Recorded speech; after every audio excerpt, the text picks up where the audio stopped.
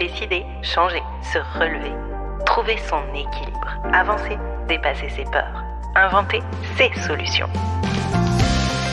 Qui a dit que travailler sur soi devait être long, pénible et fastidieux ? Surtout pas moi. Je suis Bénédicte, psychologue et coach insolite, et je te souhaite la bienvenue sur mon podcast. Ici, chaque semaine ou presque, je te propose de l'inspiration, des outils et des astuces pour construire une vie qui te ressemble. Tu viens ? On embarque ?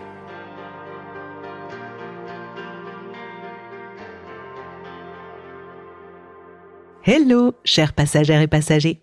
Nous sommes déjà en 2024. En tout cas, quand j'enregistre cet épisode. 2023 a été pour moi une année mouvementée, animée, compliquée. Pas de drame, pas de problème, pas de difficultés majeures, mais juste, avec des guillemets, une grosse baisse de morale, des prises de conscience et un besoin de me retrouver encore une fois. J'ai donc été beaucoup plus silencieuse sur le podcast parce que j'avais le sentiment de ne pas être légitime. Je me rends compte que c'est un peu bête car même en étant psychologue et coach, je ne suis pas immunisée contre les coups de mou et la déprime. Et si je suis psychologue, c'est avant tout mon métier. Mais avant cela, je suis une femme, une humaine qui vit ses propres contradictions, ses doutes et ses souffrances. Je prendrai le temps de te reparler de tout cela dans un épisode dédié parce que ça me semble important de te partager tout cela et que peut-être cela pourra aussi t'aider à comprendre et à cheminer. Mais aujourd'hui, j'ai envie de te parler de deux de mes sujets préférés. Le changement, les transitions et la sensibilité. Tu sais quoi ? J'ai beau être psychologue, j'avais 40 ans quand j'ai compris, ou plutôt quand un ami m'a aidé à comprendre, que j'étais hypersensible. Jusqu'alors, aussi étrange cela puisse-t-il paraître aujourd'hui, je pensais que ma façon d'appréhender le monde était la même que les autres. Je n'avais pas conscience, ou je ne voulais peut-être pas voir, que j'étais beaucoup différente en termes de sensations, de sensibilité, de connexion au monde, aux autres, aux émotions, et que mon cerveau fonctionnait en mode constellation. Chaque personne est unique, et si tu me suis depuis longtemps, tu sais à quel point je me méfie des étiquettes et des cases. Je les prends avec une certaine distance, sinon une certaine méfiance, car j'ai peur que poser un mot sur une personne ne finisse par l'enfermer dans une boîte bien trop petite pour elle. Pour autant, je sais également en tant que psychologue qu'être capable de comprendre mieux qui on est et de mettre des mots sur des ressentis, des fonctionnements est très souvent libérateur et puissant pour continuer son parcours. C'est pourquoi, aujourd'hui, j'ai envie de parler à toutes ces personnes qui sont sensibles, un peu ou beaucoup plus que la moyenne. Ou à des personnes qui côtoient ces personnes sensibles, un peu ou beaucoup plus que la moyenne. Ces personnes sensibles ou hautement sensibles perçoivent le monde d'une manière profondément différente. Et dans cet épisode, je voudrais explorer comment ces personnes sensibles naviguent dans les transitions de vie. Parce que ce soit un changement de carrière, un déménagement, une nouvelle relation ou la fin d'un amour, d'une amitié, l'arrivée ou le départ d'un enfant, le départ à la retraite, etc., les transitions de vie font partie de notre vie et ce sont des moments, des périodes complètement normales. Sauf que parfois, elles nous déstabilisent, nous font vaciller. Et pour les personnes sensibles et hautement sensibles, ces transitions peuvent être vécues de façon particulièrement intense. Dans cet épisode, je te propose de plonger dans ce que signifie être une personne sensible. Comment cette sensibilité peut affecter les transitions de vie et comment naviguer efficacement à travers ces moments délicats. Prépare-toi à un voyage émotionnel riche en enseignements et en découvertes. Qui sait, peut-être découvriras-tu un passage insolite dans lequel cheminer pour trouver ou retrouver des réponses. Avant de plonger dans l'univers des sensibles, je te propose, si tu ne l'as pas encore fait, de passer mon test que j'ai appelé un anti-test Power Sensible. Si cela t'intéresse et si tu veux découvrir quel type de sensible tu es, tu peux aller sur mon site internet www.passageinsolite/powersensible et tu découvriras toutes les facettes de ta personnalité de sensible. Plongeons à présent dans le fabuleux monde de la sensibilité. Parce que pour moi, il est fabuleux, même si parfois il est déroutant. Quelles sont les caractéristiques d'une personne hautement sensible ou plus sensible que la moyenne ? Je te partage aujourd'hui ma définition, celle que j'ai constituée au fur et à mesure des années à travers ce que j'ai pu apprendre, ce que j'ai pu lire, ce que j'ai pu comprendre de ma propre expérience, mais aussi de celle de mes patients et clients qui ont partagé avec moi leurs doutes, leur approche du monde, leurs difficultés, leurs réussites et cette face particulière de leur personnalité. J'aime considérer la sensibilité à travers un prisme fait de 3 faces.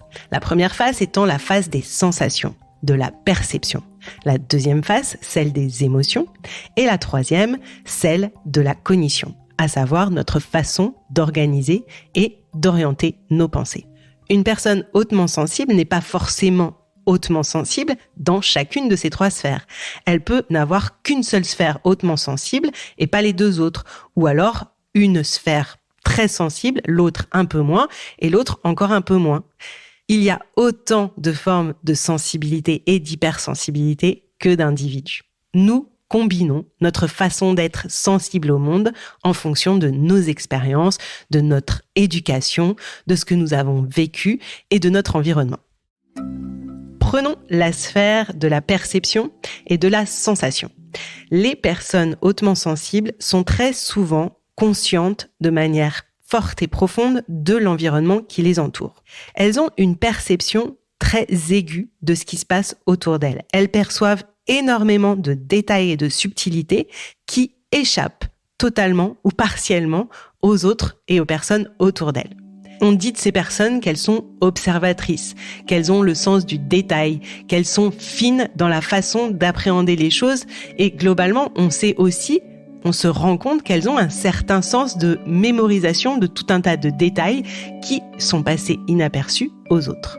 Si tu pars de ce principe-là, tu peux comprendre que les personnes hautement sensibles à leur environnement de façon perceptive sont globalement stimulées de façon plus forte que la norme par des lumières vives, des bruits forts ou des énergies négatives. Clairement, en fait, le monde extérieur peut être une source de stimulation haute ou même peut-être parfois d'agression en fonction aussi de leur niveau de fatigue et de leur capacité à s'adapter à ce qui les entoure. D'un point de vue émotionnel, on va dire que les personnes hautement sensibles sont empathiques. Pour résumer, en fait, elles sont en capacité de percevoir, de ressentir et de comprendre ce que ressentent les émotions des autres. Comment elles font ? Parce qu'il n'y a pas de côté magique, en fait. Elles sont observatrices. On l'a vu, elles sont souvent dans cette capacité de percevoir plus de choses. Eh bien, elles ont développé un espèce de radar où elles vont percevoir, et souvent de façon inconsciente, un changement dans le regard, dans l'expression du visage, dans la posture du corps, et cela va se traduire en termes d'analyse émotionnelle de ce que ressent la personne en face d'elle. On dit souvent d'ailleurs que ces personnes sont des éponges, qu'elles ressentent, qu'elles compatissent. Et l'empathie, c'est une immense force à partir du moment où on sait l'utiliser, sans se laisser plonger et noyer dans les émotions et ressentis des autres, mais juste en les comprenant. Et le juste, il met un peu de temps à se construire et à s'acquérir. D'un point de vue cognitif, les personnes hautement sensibles ont une capacité à se positionner avec une distance certainement différente de la majorité des gens. C'est comme si elles prenaient du recul et qu'elles avaient une visualisation plus globale de ce qui se passait. On parle souvent de pensée en constellation, c'est-à-dire qu'elles vont faire des liens entre des idées, qu'elles vont réorganiser les idées d'une façon différente et prendre des petits détails d'une parole, d'une discussion pour la ramener et lui mettre du sens dans un contexte donné. Une personne hypersensible d'un point de vue cognitif est souvent une personne qui va prendre son temps, qui va rester un peu en retrait ou en tout cas silencieuse dans des réunions, dans des conversations, parce qu'elle a besoin de prendre le pouls de ce qui se passe, de comprendre ce qui se dit, d'analyser et de faire ses propres liens dans sa tête. C'est comme si elle construisait une carte mentale dans laquelle elle va pouvoir avancer.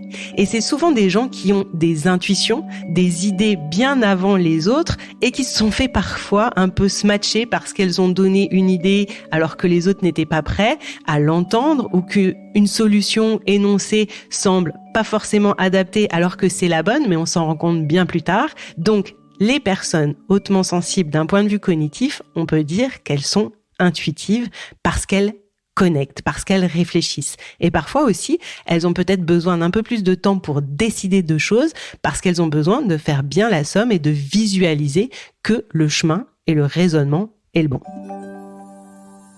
À présent qu'on y voit un peu plus clair sur ce qu'est l'hypersensibilité, qu'on a posé un portrait plus précis et plus fin des caractéristiques et des challenges que vivent les personnes plus sensibles que la moyenne, je te propose de comprendre pourquoi les transitions, les changements peuvent se révéler des moments sensibles, c'est le cas de le dire, challengeants et parfois plus difficiles pour les personnes sensibles.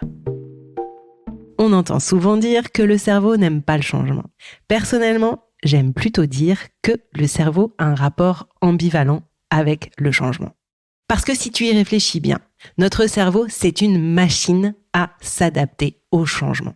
Si ce n'était pas le cas, tu ne serais pas là à écouter ce que je te raconte et je ne serais pas là à t'expliquer pourquoi on aime ou on n'aime pas le changement.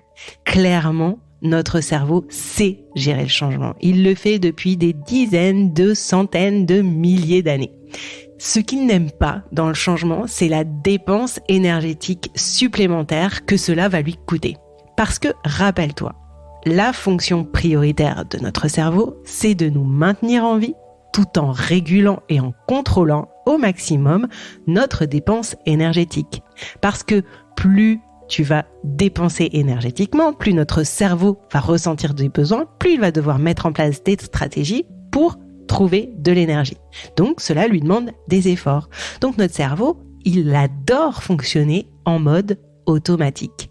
Et quand le changement pointe le bout de son nez, clairement, il ne peut plus fonctionner à 100% en pilote automatique. Il doit créer des stratégies d'adaptation, des nouvelles connexions neuronales pour nous permettre de nous adapter à tout ce qui a évolué. Et chez une personne hypersensible, la dépense énergétique supplémentaire du changement s'ajoute à certainement une dépense énergétique supplémentaire de ce que cette sensibilité impose au cerveau.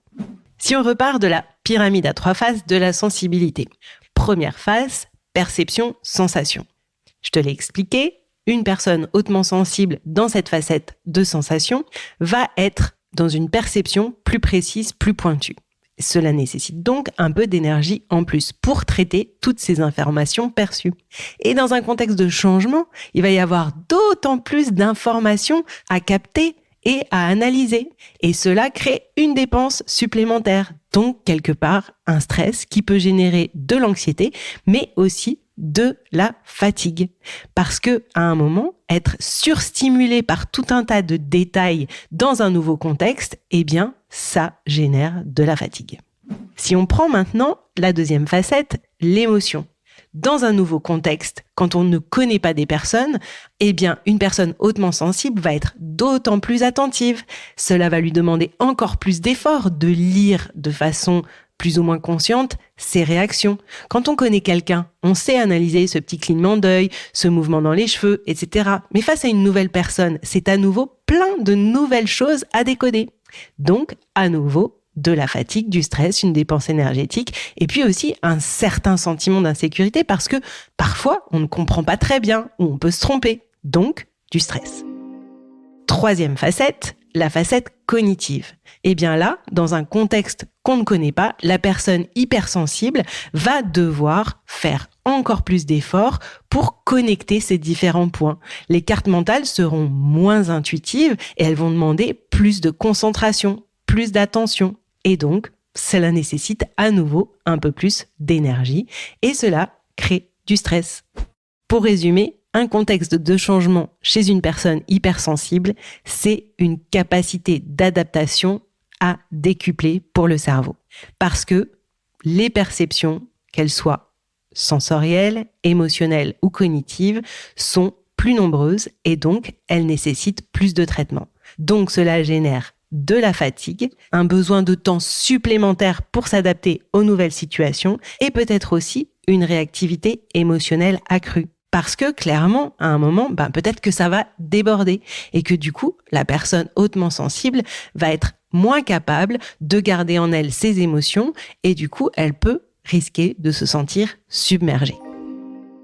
Ok, on a compris pourquoi les changements peuvent être un challenge un peu plus haut dans la vie d'un hypersensible. Maintenant, quels conseils je pourrais te donner si tu es hypersensible ou plus sensible que la moyenne pour mieux vivre tes changements? Le premier, ce serait de savoir planifier. Alors oui, je sais, tu vas me dire, on ne peut pas anticiper tous les changements, donc je ne vais pas pouvoir tout planifier, tout contrôler. Et je suis d'accord, mais il y a plein de choses que tu peux planifier. Et il y a plein de changements que tu connais ou que tu peux anticiper et pour lesquels tu peux planifier. Et cela rendra donc d'autant plus facile tous ces changements qui arrivent dans ta vie et que tu n'as pas pu anticiper. Donc, malgré tout, commence à planifier tout ce que tu peux planifier dans les changements que tu connais ou que tu vois arriver. Parce que ce plan de planification, cette espèce de feuille de route, va t'aider à réduire l'anxiété, te donner un sentiment de contrôle et renvoyer à ton cerveau que tu es en maîtrise et que donc tout se passe bien. Tu peux aussi créer et avoir et surtout maintenir dans les périodes de changement des rituels. Parce qu'avoir des routines quotidiennes stables dans une période de changement va te permettre de te sentir dans un cadre que tu contrôles, dans quelque chose que tu connais et va t'amener de la sécurité. Troisième point, le self-care. Prendre soin de toi. Prends du temps chaque jour, et ça je te le répète tellement souvent, pour penser à toi, pour prendre soin de toi, en lisant, en méditant, en faisant de l'exercice, en prenant du temps avec des gens que tu aimes, en te détendant. Prends soin de ton corps et de ton esprit parce que plus tu sais le faire, plus tu as l'habitude de le faire, plus dans les moments stressants, tu vas avoir le réflexe de le faire. Tu peux également aussi gérer ton système nerveux parce que ton système nerveux, c'est ce qui te fait ressentir ou pas le stress. Et plus tu vas être dans une situation stressante, plus ton système nerveux va se mettre en mode « j'ai besoin d'énergie, j'ai besoin, etc. » ou « j'ai besoin d'économiser de l'énergie ». Donc, si tu apprends à réguler ton système nerveux, si tu sais le faire, tu vas pouvoir trouver au niveau de ton corps du soulagement, même dans un moment de stress lié au changement. Autre conseil que je peux te donner, c'est d'être bien entouré et de savoir demander des coups de pouce, des coups de main quand tu sens que tu es un peu dépassé. Notre environnement proche est aussi quelque chose qui représente une stabilité. Et savoir qu'on peut compter sur d'autres personnes à qui on va pouvoir parler, sur qui on va pouvoir compter, eh bien fait qu'on va comprendre qu'on n'est pas seul à gérer ces moments de changement et que du coup, les choses peuvent se simplifier. Autre conseil que je peux te donner, c'est d'exprimer tes émotions. Si tu es hypersensible, ne garde pas tes sentiments pour toi. Si tu n'as pas envie de les partager avec les autres, trouve quelqu'un de neutre autour de toi, que ce soit un thérapeute, un coach, un accompagnant, peu importe, mais quelqu'un à qui tu peux exprimer tes émotions. Tu peux aussi les écrire, tu peux passer par un sport, de la musique, un art, etc. Mais prends le temps de comprendre ce que tu ressens et de le sortir de ta tête, de ton cœur. Et puis, les deux autres conseils que je vais pouvoir te donner, qui sont des conseils globaux d'une bonne hygiène de vie, c'est une alimentation équilibrée, un sommeil suffisant, parce que clairement, en fait, plus tu vas être bien dans ton corps, plus tu as les bonnes ressources, la bonne énergie, plus ton cerveau va avoir des ressources disponibles pour créer des nouvelles connexions, pour créer des nouvelles stratégies d'adaptation. Et puis, ma dernière astuce bonus, c'est de te connaître. Plus tu vas te connaître, plus tu vas avoir conscience de ce qui se passe en toi dans des périodes normales, fluides ou dans des périodes de changement qui te perturbent, plus tu vas être capable d'aller chercher ce dont tu as besoin et de le mettre en place dans ta vie pour t'adapter encore plus vite. Et voilà, on arrive à la fin de cet épisode. J'espère sincèrement que tu as pris autant de plaisir à l'écouter que j'en ai pris à l'enregistrer parce que je pense que tu t'en es rendu compte, mais ce sujet du changement chez les sensibles me passionne et m'anime.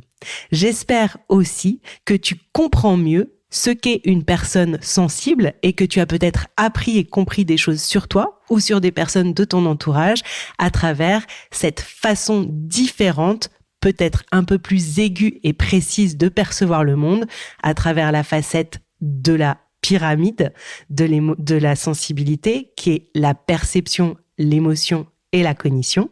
Et puis, j'espère enfin que tu as compris pourquoi en fait être sensible, plus sensible que la moyenne, nécessite souvent des efforts d'adaptation supplémentaires qui rendent les périodes de changement des périodes plus sensibles, encore un jeu de mots, ou en tout cas plus challengeantes. Je serais ravie que tu me fasses part de tes expériences, que tu aies envie de parler avec moi de ce que tu as compris, de ce que tu as envie de creuser par rapport à cette sensibilité ou à ces phases de changement. N'hésite pas à venir m'en parler sur Instagram ou par mail directement. Je suis toujours extrêmement heureuse de savoir ce que mes paroles, mes podcasts, mes posts déclenchent chez vous. Alors si tu en as envie, surtout ne t'en prive pas. Merci beaucoup pour ton attention et le temps que tu as dédié à l'écoute de ce podcast. Je te dis à très vite et je t'invite à t'abonner au podcast pour ne rien manquer. Et si tu as aimé, à me mettre un gentil commentaire qui aide le podcast à trouver d'autres oreilles. À très vite.